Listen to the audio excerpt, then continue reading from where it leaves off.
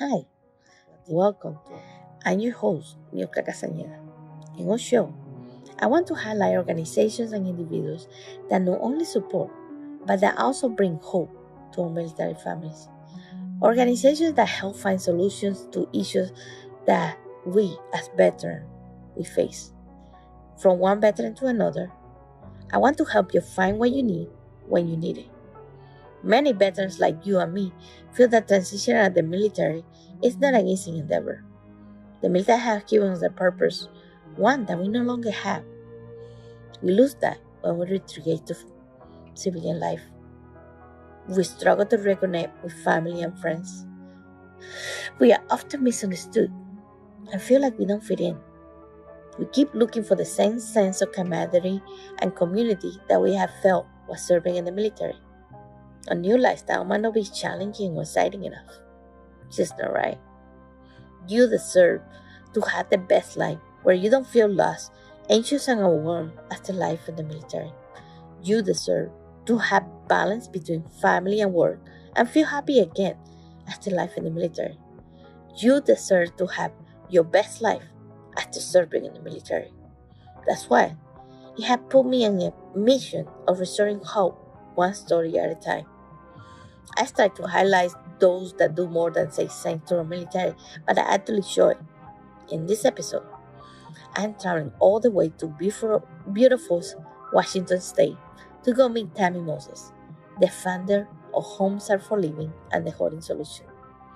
She's going to talk to us about an issue that military families often struggle with after so many years of serving in the military and countless PCS move. We tend to accumulate a whole lot of stuff, keepsakes and treasures that is hard to get rid of, and it start getting costly and hard to manage after your life in the military service. She's going to help you learn how to decide what to keep and what to get rid of in order to avoid costly moving and storage fee. She's going to explain how to recognize when clutter becomes hoarding, and most importantly, she's going to tell you about ways to deal with the clutter before it gets out of control. So hi. Hi, how are you? How are you doing?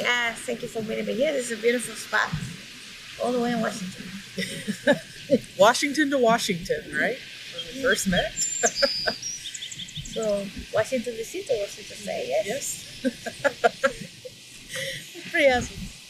So, tell me a little bit of what you do and why you do it.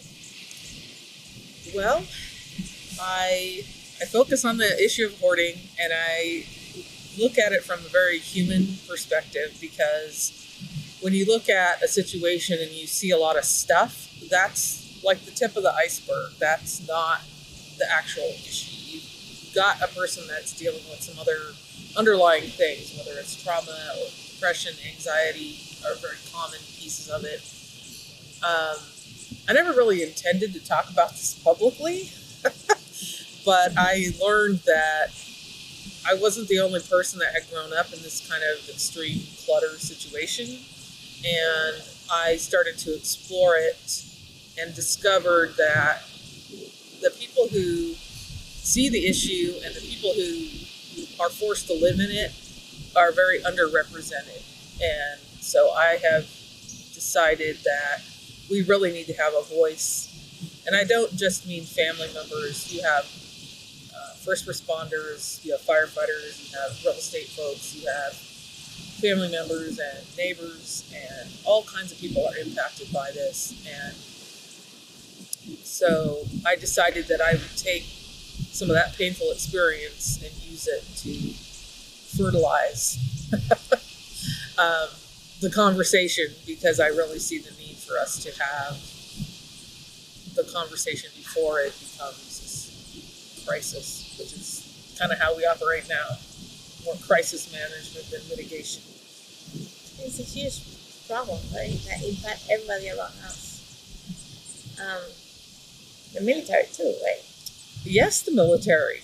And it hadn't crossed my mind how much we are impacted by it, and by the fact that we travel a lot and we gather mementos and photos I gather T-shirts. I have baseball caps. Magnets, and we just kind of gather it. But also bigger on a bigger scale, right? You might have swords or. I had a couple of those. Right? And I decided, hey, these are kind of cool. Or like personally I climb Mount Fuji and I have my Fuji stick, and that's going with me wherever I go. Like, I'm not letting that go because of the memories, right? And I think that's part of why it's hard to decide what we should keep, what we should let go, is because we are attached. Yeah, and when you talk about 20 years service, more or less, that's a lot of stuff. If you do, like somebody like me that I went in 3 times, that's 3 ETS means a load of stuff, right? Because I went in with zero, but I came back with. I went in with a backpack, right? And now I have a whole house. I didn't have a house, but I had everything to for the house. And I did that 3 times.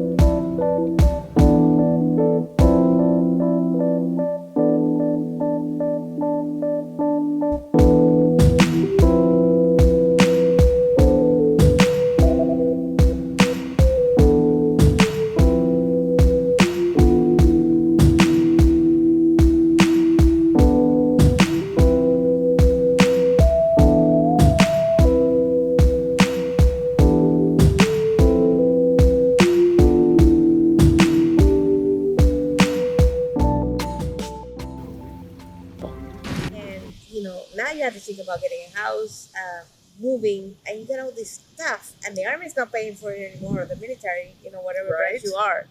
So one truck probably going to cost you about $10,000 to move from one state to the other.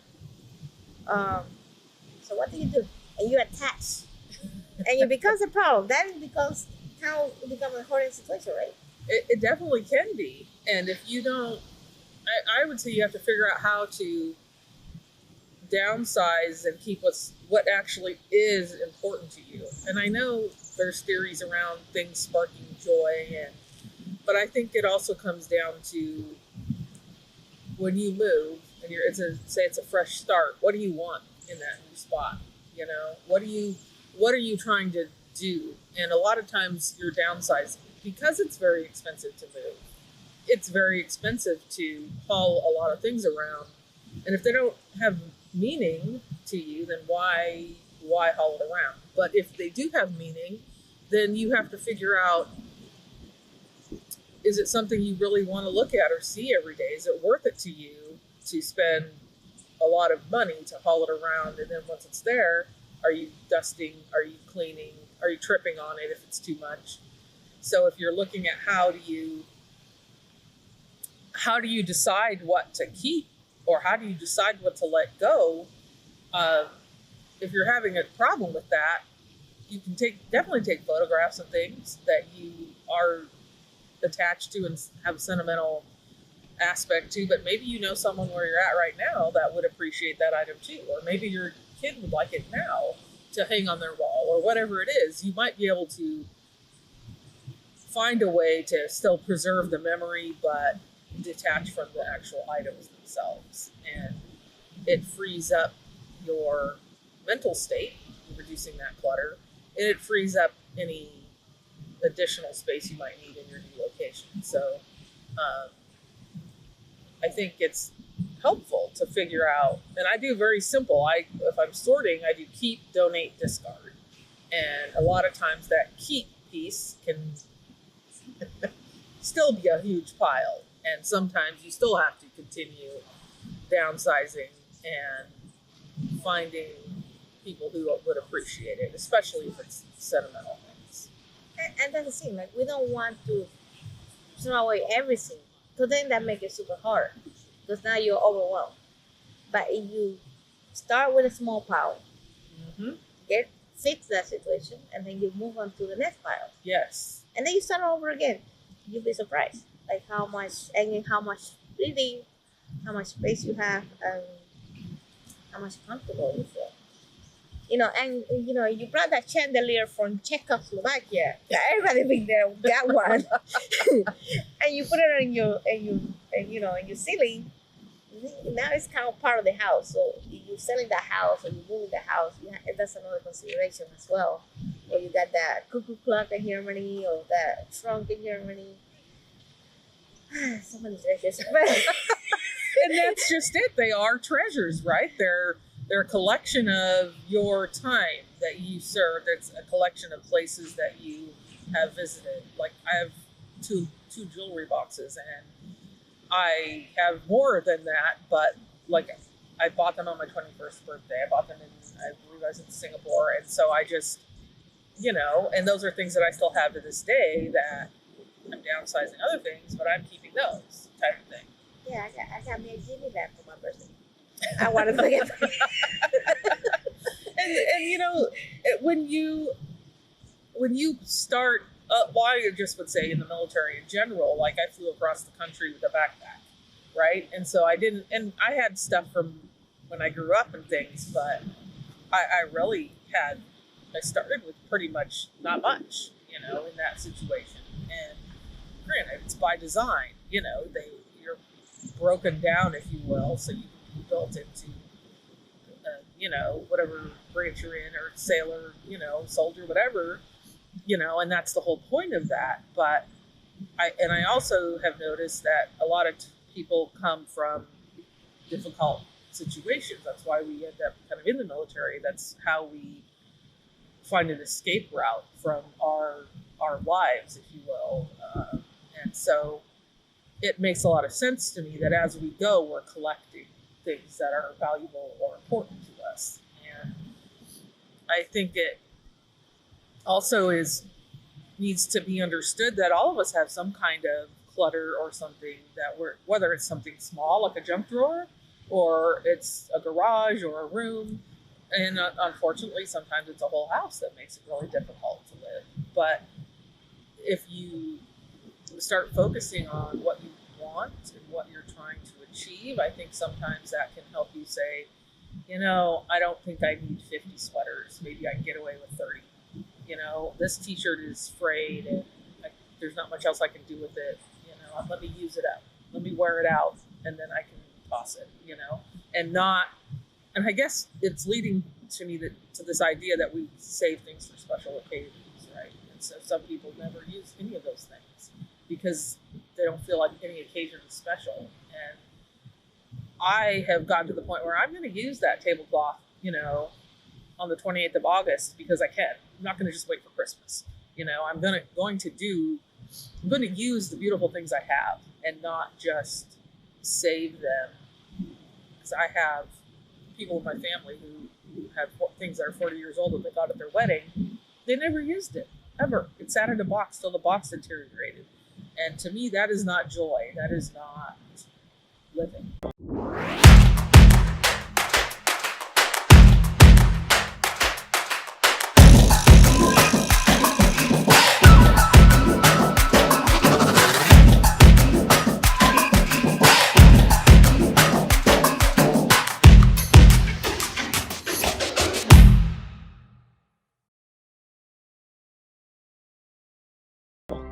Using the beautiful things that The way they're supposed to be used. the way they're supposed to be used. So life is a special occasion. I mean, you can create. I was excited about seeing you today. Is probably a kid on Christmas. Like I get to see Nirka. We've connected, but I haven't seen you in a while, and so I think it's important to look at experiences. Can you have an experience instead of buying a thing? And sometimes that's more valuable because of the time that you spent with the people in your life. Yeah, that's what makes it special. Mm. Take plenty of pictures, of course. Of course, pictures. And capturing the moment is I just think that's very valuable. I have photos that I look back at and sure I have a lot of those too, but they're taking up less space than.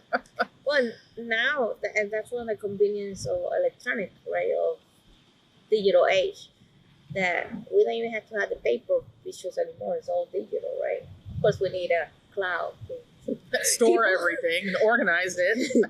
to keep it back up, so don't lose all your memories neither. But we make it easier because clutter it affects everybody in the family, right? You have kids, especially. Mhm. Uh, Kids hate it, right? It's very hard for kids, I think, to accept that situation because a lot of times you'll see your friends and your things like that. And you're like, well, they don't have stuff all over their living room, you know. I went to their house for a slumber party, but I can't have them to my house for a slumber party, type of thing.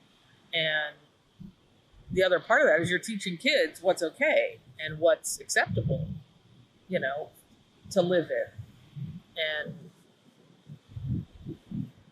the life skills that you need aren't happening, you know.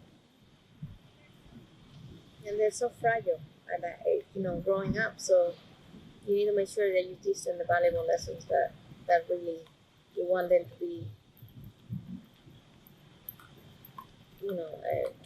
stable, human. Right. Like you're trying to get them ready to fly, basically. And I know that can be hard because your kids are your light. I don't personally have kids. I'm Aunt Tammy, and so I enjoy that role. But I see the benefit of helping your kid get ready to go out in the world, and equipping them the best that you can. Yeah, and they have to be comfortable, and they have to be comfortable to want to leave. And you can hoard them either. Well, that's really true. Like your role is to kind of help guide them so they can fly well, But that's hard to see your babies, your kids, like move to that next level, because they're your heart and soul, Yeah, I'm living that right now. You don't feel good, but it's the natural next step. Because they look cute as babies, but we forget about all the trouble that we had to do, all the extra chores that we had to do because they were babies. And now they're adults, and then we will have eventually have their own babies and stuff like that, and we want to get there, and we want them to be fully what they're supposed to be, true to themselves, and not having all that history or all that trauma. It does lead to, like, you don't know how to maybe interact socially. There can be a lot of isolation and shame about a situation that you're forced to live in that you didn't create. And how do you go out and navigate in the world if you don't have kind of this baseline foundation of knowing how to boil water, knowing how to vacuum the carpet, knowing that you can go to your fridge and get food any time, basically. Just there's some basic security there. I think that helps kids establish good boundaries and good awareness. And if a home is focused on the clutter and you're tripping over it and you can't cook in your kitchen and you can't invite guests in, you don't really learn how to be a gracious host. And it's something I've struggled with because of that. Like, oh no, someone's coming. Instead of, oh yay, someone is coming to visit. There's a different response to it. There's a phrase called doorbell dread, where no matter how pristine your house might be, you're worried that someone's going to judge you and see the one dust bunny that you missed. Even if it's ridiculous to be worried at that level, it's something that still can plague you as you are going through your own life. And I'll just say also, clutter can cause issues between couples and families, and some people can tolerate clutter and other people are like, nope, zero clutter. Yeah, and it's people react different ways. Some people you know, get bothered, and they never, you got to the point that everything has to be pristine and clean. Other people are just ignored, right? That's another way to cope with it. It doesn't mean that it's not there. Right. And there's also different levels of clutter. It's not like they put on the hoarding shows where everything is falling inside, you can barely walk. That's not just hoarding. There's other people that maybe they don't have such a extreme situation, but it's still dealing with hoarding. And if you let it, it will escalate to that point. Right. That's the problem. So it's recognizing the symptoms in the beginning so you can address them and you can do something about it before it becomes really bad. And that and noticing it for yourself and for other people that you care about, you need to acknowledge that there's something going on here, and I'm concerned about it. And people who go into the extreme piece often don't want to hear you say anything. That there is denial, there is clutter blindness. But if you're at a point where it's not that severe yet, but you find yourself getting irritated because there's too much stuff on your counter, your kid can't find their backpack for school, your spouse says, hey, I'd like to have someone over for dinner, and you look around and think, no way. So it's recognizing you're at a place where there's an issue. And I see a lot of times there is some kind of depression issue happening or some lack of motivation. It doesn't mean you're lazy. It means your brain is not functioning the way it ought to be. And so even getting up to shower or put on makeup or get to work or do some of those things translates into not being able to clean your house or pick up, or and things just kind of fall into disarray. And if you notice that when that's happening and say, okay, I don't want to go any further down this road. So what can I do to not do that? And like you mentioned, it starts small. It's pick a basket. It's sort it out. It's deciding all that laundry will be put in the laundry baskets.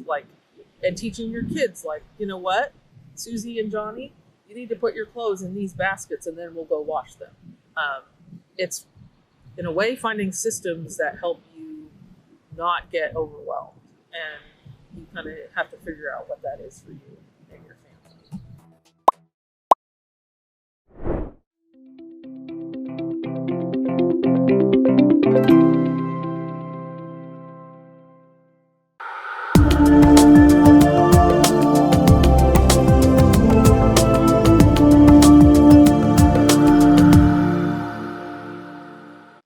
Hello, amazing viewers. Your support is invaluable. Your like, shares, and engagement have turned the channel into a vibrant community, and we're deeply grateful. Thank you. If you have been enjoying our content and want to see more, there's a simple way to support us. Hit that big red subscribe button below this video. Subscribing not only keeps you updated on our latest release, but also show your appreciation for what we do. And some exciting news, our next promo, it reveals fantastic products we have crafted with you in mind. From exclusive merchandise to cutting-edge tools, we got it all. By purchasing a product, you become a part of our mission to deliver valuable content and take this community to new heights. Every purchase helps us invest in better equipment, expand our team, and explore new possibilities. These products are just things that you own. They are a symbol of your support and love for what we do. So stay tuned for the next video. Check the links below and grab what catches your eyes. Let's embark on this journey together. Thank you for inspiring us. You turn this channel into a community, not just a platform. So let's continue to create. We still have sad days. You asked why we're here, and one of the reasons that I chose this location to be interviewed is because not only does it represent what our country lost in the lives that were lost here that day, but we still continue to have losses every day. According to the VA, there are 22 lives per day of veterans who use the VA's mental health services that commit suicide. And suicide is a permanent solution to a temporary problem. The people that die at their own hands, even with assisted suicides, they're in a sense dying at their own hands, are, excuse me, I'm watering up here. They're missing things, and the people that are around them, that love them, are missing things. And I coined a phrase not very long ago that for each suicide, the world skips a beat as it tries to find its groove again. And